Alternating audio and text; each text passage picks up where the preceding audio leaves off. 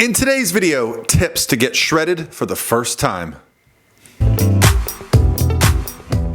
Hey guys, what's going on? This is Paul Ravella from ProPhysique.com. In today's video, we're gonna break down my most important tips for getting shredded for the first time. Now, if you like this type of information around building muscle, losing body fat, getting shredded, be sure to click the subscribe button. And today's question comes from my Instagram direct message. So what I like to do is take my Instagram direct messages, I look through them, and I find questions that I can answer for you guys. So please send me your questions. And today I'm gonna read it off and then we're gonna break it down step by step. Hey Paul, I was just wondering what your approach would be to the stages and steps to do a caloric deficit after been going through it multiple times already, and how it would be different from the first time. Great question. So I want to give you guys my top tips. I basically want to eliminate all the mistakes that I made going through getting shredded multiple times. And what I'd like to do is also show you guys why you should listen to me. Well, hey, I've done it many times, okay? I started dieting to compete all the way back in 2007. I've done multiple competitions. I've also coached over 1,000 competitors to get on a bodybuilding stage, get some trophies like this, win world championships, win pro cards, whatever your goals have been, I've been right there to make them happen. So what I like to do is give you the best information that I can on things that I have learned, both as a competitor and as a coach and as an educator, things that I have seen that really set us up for success. And I want to make this quick, so let's get this information out and get going. All right, so tip number one is going to be very basic and short and to the point. Set a clear, defined goal. Most people say, you know what, I'd like to get a little bit leaner, but they don't actually set a date. They don't actually set a weight. They don't actually understand what it's going to take to get there. Setting a clear, defined goal ensures that you're going to be accountable to yourself. There's only one person that's going to make this happen.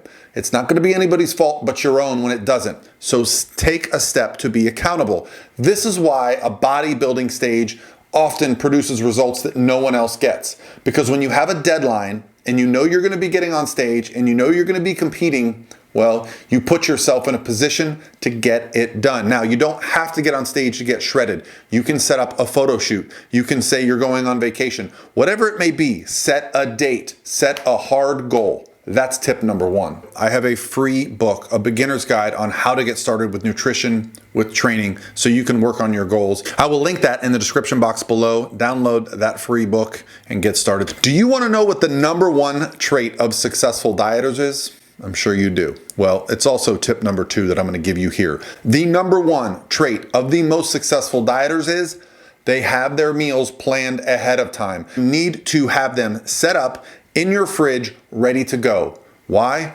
Well, willpower is very fleeting. We have lots of willpower early in the day, but as the day goes on, we lose willpower. And when we lose willpower and we get stressed, what are we going to do? We're going to reach for food because there's nothing available and we don't want to take the time to go prepare or track or figure it out. So have your day meals planned ahead. This is the number one trait. And last 2018 when I dieted, I used a company called Icon Meals. Icon Meals ships meals directly to your house. Yes, they sponsor me. Yes, I can get you 10% off if you use Paul10. Also, they're shipping right now, even with all this nonsense going on. And that's gonna lead to a successful fat loss plan. Tip number three for getting shredded is that you need to track your progress, not just with the scale, but you need to be taking measurements and you need to be taking pictures. This was one of my biggest mistakes when I first started to go through shredding diets without a coach, was that I was not accountable to anyone or anything, and I would simply make decisions on the fly that really were based on emotion.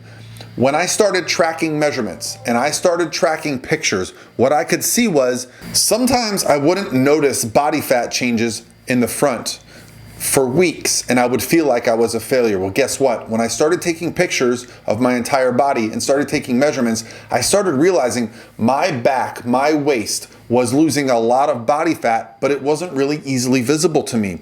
So tip number three, you have to track your progress, not just with the scale, not just with the mirror in the gym. Take pictures front and back and take measurements of places that are primarily body fat, such as the waist. Tip number four for losing weight is that you have to understand there is going to be peer pressure, and you need to prepare yourself for how you're going to respond when you're out with your friends and they say, hey, one piece of pizza won't hurt you. Hey, Why can't you have just one drink? It's my friend's birthday. This is where the goal is so important. But you have to understand that your friends are probably not going to understand exactly what it is you're doing unless you explain it to them. If you can explain to your friends why this is important to you and they still don't really care and they keep pressuring you, well, perhaps you need to make some changes to your life to ensure you reach your goals.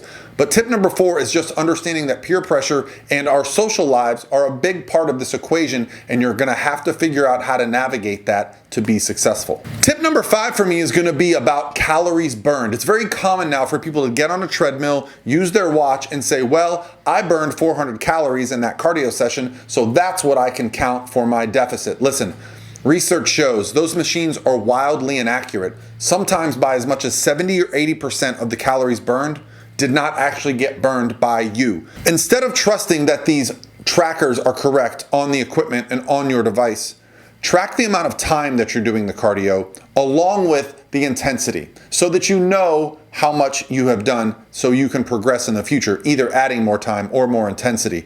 Use your diet to create the caloric deficit. Do not rely on the math of the cardio machines. The final tip that I want to give for people is that for successful dieters, the approach of just going hard nonstop in a deficit really has some flaws. And what I really like to do is provide refeeds. Now, I was very fortunate that my first coach used a refeed approach, and it's something that I've been doing with my clients for a very long time. But what I'd like to do is give you a little bit more detail on that. So if you haven't already watched my video on how to create a caloric deficit, I'm gonna put that below in the description and probably the first comment. I'm also going to put a video down there on how to set up refeeds. You should be once or twice a week doing a restoration of carbohydrates. Now, this does not mean you need to eat free meals or cheat meals. You can certainly make that a part of your plan.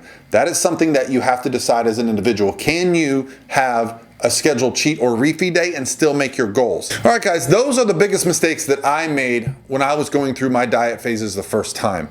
Understanding the psychology, the physiology, and just how things are gonna change during this process. If you guys would like some more information or more specifics, please leave a comment below. Let me know what it is that I can help you guys out with, and we'll get it done. Thank you guys, and I'll talk to you tomorrow.